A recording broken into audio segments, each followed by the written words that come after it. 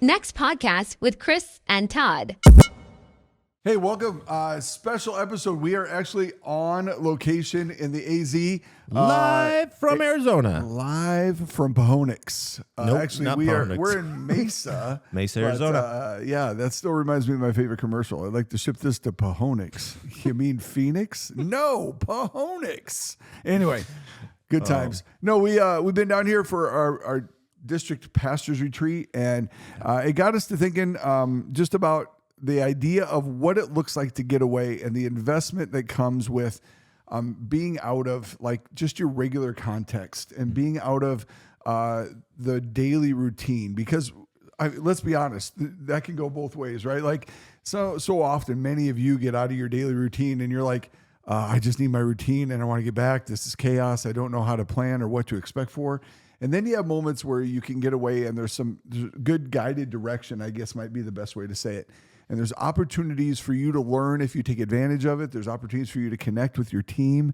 And that really has been both on account as we've been here and been a part of this with some of the other pastors from the Northwest District. So, Yeah, I think if you do what you love on some levels, being able to get away and learn with a group of people who are doing it with you, that's awesome. But I also understand you may do something, you're like, yeah, we don't get away. Yeah, absolutely. But I would say there's still something valuable. Maybe it's a hobby, something that you go, I'm going to get away to learn something new or to try to take in something that maybe I haven't experienced before or getting it from a different context.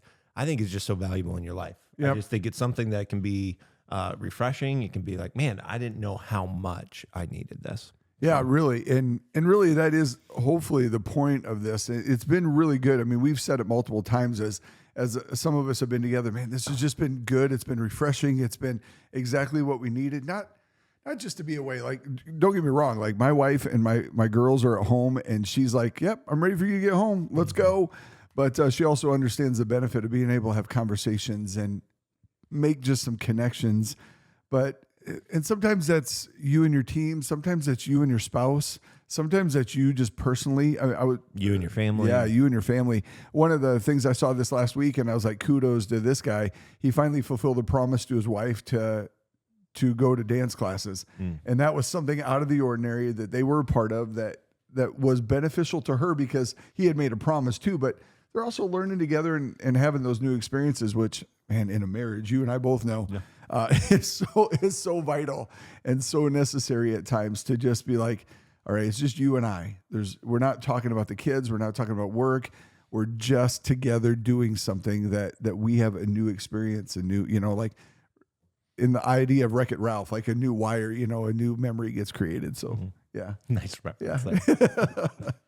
Well, along with that, I think we've sat in some sessions. We're learning from some pastors who are just doing it differently or doing it in a different context. But one of them shared, and we kind of both wanted to mention, it's like pride is about pretending, is what he brought up. Yeah. And humility is about real life and finding the joy in life. Yeah. And I just thought, man, even in what we're talking about, it can be prideful to go, no, I have to work.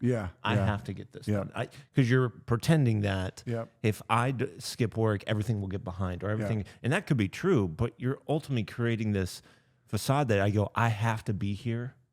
And if I ever leave, things fall apart. And I go, well, at some point you are going to leave. Yeah, absolutely. At some point it is. So like, stop pretending that that's not going to happen. Yeah, absolutely. And there's a pride there is like, I'm the only one that can fix it. Yep. And so that's the part that I just think learning that humility across, I just thought it was a great, so well said, just humility is real life. Yeah. Of learning how to be like, how not to make yourself too big of an issue. Yeah. But also not making sure you're not making yourself too little of an issue. Well, sure. Yeah.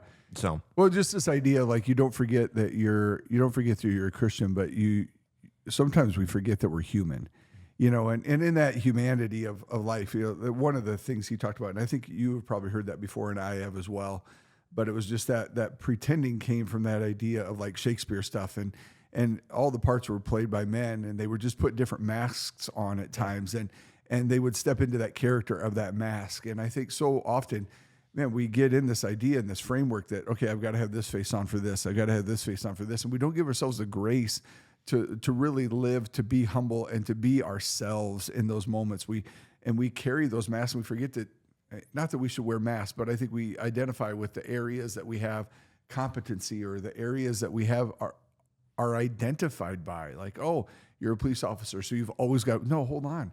You've got to take a step out of that and be real and be human and be a family man, or be, a husband, or be a wife, or whatever the case is.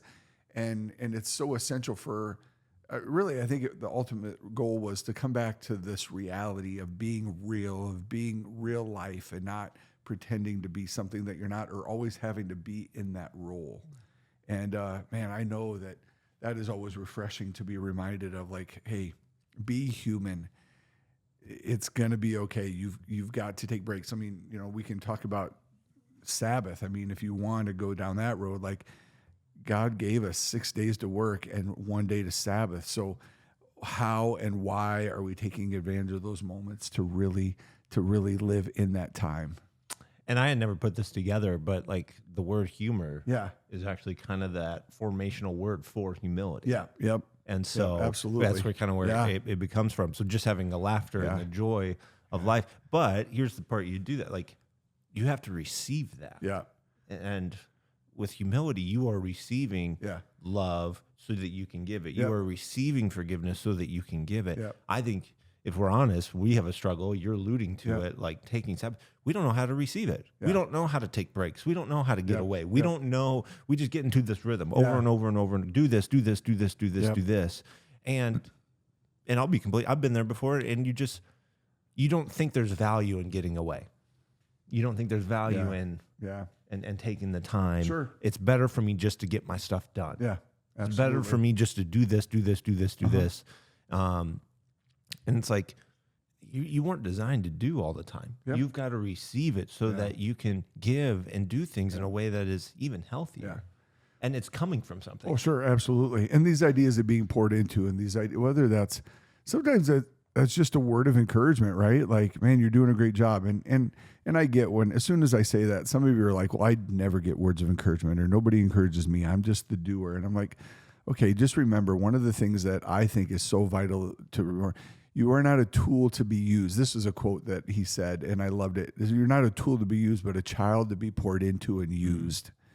And so ultimately, man, first and foremost, you're a child of God. First and foremost, he has given you his word to pour into, to wash over you, to promise, and to speak into your life. And I think that is always the important thing. Now, all those are external factors, like Todd and I have a friendship and a working relationship, and there are moments where I'll look at him and say, man, I really thought that was good, or he'll say that to me. And those are vital. You got to find those people.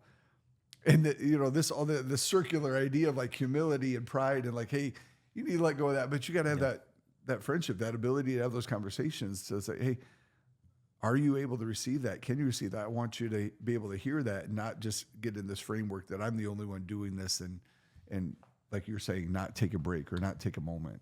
And if you're that person that's saying, well, no one will ever give it to me, well, recognize God does. Mm-hmm. He wants to. And I guarantee you, he's trying to give it to you. You're not pausing. You're not taking the time to sit with him to receive it. And you don't know how to receive it, because some of it maybe you don't even know his voice if he were to speak it. Yeah, and absolutely. So to me, I go, if you want the most encouragement, think of the God of the universe encouraging you. Yeah. And saying, hey, I love you. You're my child. I kind of like you a lot. So, yeah. Well, I'm going to change gears here. No, and I was going to change gears on you. So, I mean, touche, my friend. All right. Touche. Arizona. Yeah. What did we learn about Arizona? Something that I learned, it's a lot like Vegas without the casinos. Okay. It's fine. No offense to anybody in Arizona. I mean, it's great. But one thing I was sad I didn't get to play golf here, which I enjoy playing golf, and there is ample opportunity to play golf. But I also am reminded that, man, spring training games are fantastic. Spring training games are fun. We got to see a few of those. Yeah. That was awesome. It was pretty cool to be able to take in a couple of those games, to watch a Rapid City kid, Cooper Bowman. Shout out. Man, keep playing, man. Keep doing work. It's cool. So it's just, it was fun. But it's cool to see those new areas. I love exploring. This is one of my favorite things to do, checking out new places to eat and all that vibe. But it's fun. What about you, man? I was looking forward to Arizona. I mean, man, it's got a beauty that's got, hey, you got mountains, you got all that. Yep. I don't love all the dust and the dryness of Arizona. Yeah. Cactus are cool. Cacti? Cacti. But that's about as far as that goes for the. But I mean, being in a big city, being able to catch some games, being able to, I mean, literally, if you just have clubs and walk around, you can get onto any golf course. Yeah, pretty much. Which is funny. The irony to me, I know it's all nice and like sunny, but there's not a lot of grass out here. But yet, golf is popular. It is. Yeah, and they spend the money. How does that work? They spend the money to water those, and that's where all the water goes, I think. Yeah, it is. And it's easy to keep those. I mean, their style of grass is just so easy to keep, and it's just fantastic. And so, but I did, it's again, like a sandy grass. Fantastic. And some of the guys did disc golf and had a blast. Got to play like a legit course that one of them really follows. And man, I know that filled their cup. I mean, things like that. Like for me, going places, getting to experience things fills my cup. It really is part of the adventure that I have in my spirit, to really check things out, but also connect with people. I agree with you. It's not like I would ever be like, oh, I need to go to Phoenix sometime and visit the Mesa Gilbert area. I would be like, I don't know. But being able to do it is just, and I got to see my grandparents while I was here because they live out here. And so it's just one of those things that was like, man, I'm glad I got to do it. Yeah. And got to experience it. And I think having a little bit of that adventure to kind of be able to go, okay, I've been to that place. Yeah. No, it's true. Like you got to visit grandparents, and I don't even know if I remember that your grandparents were here. And I had a buddy that was like a mentor to me when I was a kid in high school, and he just lived like 5 minutes away from the place we were meeting for our conference. So he and I got to hang out for a little bit, and that was pretty fantastic. Shout out to Terry. I know you're listening to the podcast, so I appreciate that. But just also, I think for us, I mean, we're blessed to be a part of a team at Fountain Springs, and if you are part of a team with your work, like it was just great for the four of us in the house that we're in to be able to connect, to have some laughs as a team, as a whole, to be able to sit together and hear the same thing and go, hey, what'd you get out of that? What do you think about this? And see different things that help us dream and help us think a little more clear about. I know we're going back into what we were talking about, but it's also, no, I'm glad you one and the alluded same, to it because I think there's a phrase that I've heard from other people that I thought was really helpful. Is like so many from day to day, you're working in it. Yeah. Hey, we're solving things, we're getting things done, blah, blah, blah. What this does is teach you to work on it. To where it's like, hey, do we even like where we're going? Yeah. Is there things we need to tweak? And until you pull yourself out of kind of the day to day stuff and go experience something different, that helps people move. It's crazy how it works, but it helps them move from working in it to working on it. And so apply this principle to, hey, as a family, you've got your day-to-day stuff all the time. You friendships, all that. You got your like marriage. It's your day-to-day and you're in it. But what a honeymoon does, what a vacation as a family does, is sometimes it gives you the ability to have conversations to go, hey, what do we want this to look like in the next 6 months to a year? Absolutely. What are things that we could change or tweak? And so that's a challenge. I think that's why we maybe want to do the podcast out here is like, this is what pushes us to do that. And we would encourage you, think the same thing. Do you have a rhythm in that to where you get to work on it? And this is not, working on it should not be all the time. No. Working on it should be, hey, we had that meeting 6 months ago. And now we're doing it again. How's it going? Because that exhausts some of you, right? This idea of, I'm tired of working on it. When do we get to enjoy it and really, be in it and solve it? And there's a tenacity piece, like we want to fix it now. But you got to have those dreaming conversations initially. Well, but you also, you miss things while you're gone, right? Like, so I was just thinking about what you said, and my daughter and I, my senior this year in high school, she and I were just having a conversation because I wasn't there. And so just listening to the joy, it reminded me the ways I need to continue to listen to her when I'm at home. Like, it's easy to be like, oh, I'm away, I want to hear this, I want to catch up.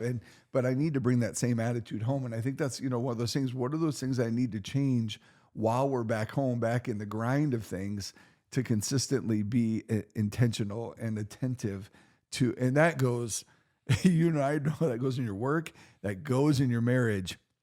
If you're away and your spouse is not with you, and you're not saying, hey, I miss you, I look forward to being with you, I am so grateful for you, I think those are opportunities that can be missed if we're not.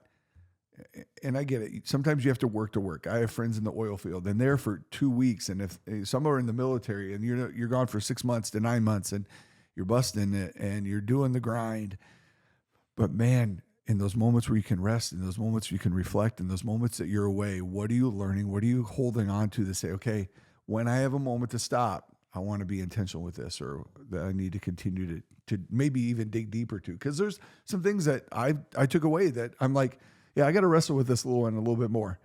And I'm looking forward to what that might mean as we get back, and some things that we talked about as a team that we're like, man, that could be really cool, because we got to sit at a lunch with a guy that used to be on staff. And he was like, hey, this is where we're at now at our church, and I think this would be beneficial for you. So that was really encouraging. So. And I think sometimes it's challenging because you see somebody that you're like, oh, wow, they've really grown. Yeah, absolutely. Yeah. And to say you're not comparing is not the healthiest. No. But on It's some very true. levels, Yeah. you're kind of going, wow, that's awesome for them. And then it kind of motivates you a little bit to see, not in a comparison way, but I think sometimes we sharpen each other's. Yeah. No, absolutely. Iron sharpens iron. And you go, man, okay, that helps me. I'm seeing people make these steps around me. And that's a benefit of it. And you're going, wow, I think I can do this too. Yeah. Locking shields, like we've been talking about in church, locking shields is not just doing spiritual battle. Locking shields is helping others in faith and working in the same context of church. I mean, it's great to be able to have those relationships. And that's such a benefit. Everybody does that, right? Like, I hope that, man, if you're struggling in an area of your family or parenting or whatever the case is, that you can look and say, hey, is there a couple that we see doing it better or has a little bit of step ahead of us where they've seen some success? Have a conversation, take somebody to coffee. Absolutely. Especially when it comes to your spiritual walk with the Lord. If you see somebody who's like, man, they seem to able to connect with God deeper than I can, then ask them. It's powerful. I don't think anybody will be shy away from being like, I can't believe you asked me that question. I think they'll be like, hey, I appreciate it. Here's some things I've done, or here's where are you at? Like, and it's just good conversations. No, absolutely. And so for us, it'd be like, I feel like as just pastors, like getting away helps us be able to do that, to see somebody in another context doing something for the Lord. And you're like, holy cow.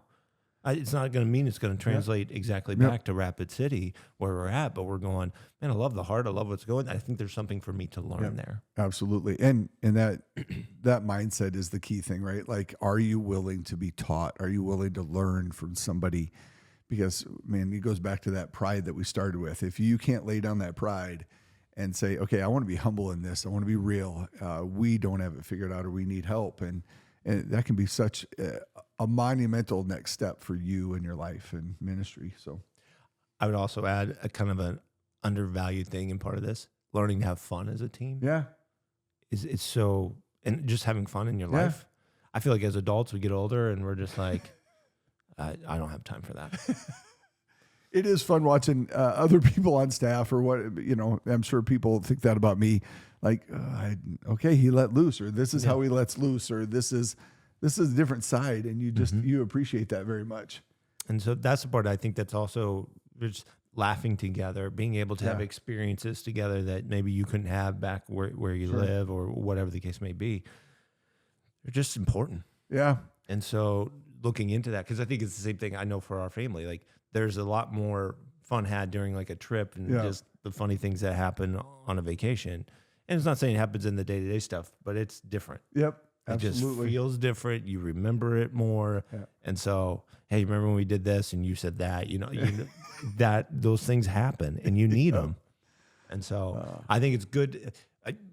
If you wanted to sum up this episode, it's like, get away so that you can learn something, but also laugh. Yep. I think those are two valuable things. Yeah. And I would go, that's why you need it. And yes, you're working on it. You're doing some of these other things that will help you kind of get out of the day-to-day, but challenge yourself. When's the last time you laughed? When's the last time you learned something? And maybe if it's been a while, it's time to get away and do something that's outside the norm. Yeah. Second thing on that, because I think, or you like that idea, like some of you are like, oh, when can I get it on the calendar, put it on the calendar right away. and then just start saving or sign.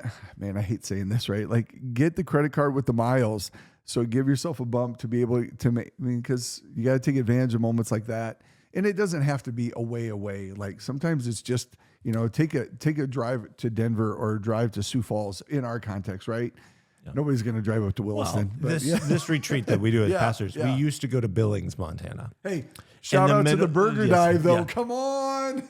And that was in the middle of February. You can only imagine how chilly and cold it was. It was brisk. It was brisk.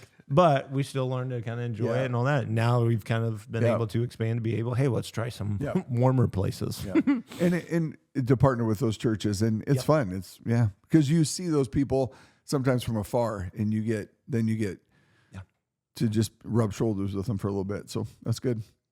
But we appreciate the people that took the time and energy to plan this time for us to come. It doesn't just happen, just the hard work that goes into that. And we just want to share that with you. We're grateful that you checked out the next podcast. So enjoy it, get away and learn and laugh. There you go. Hey, we'll see you next time back at the studio. But until then, take care of yourself.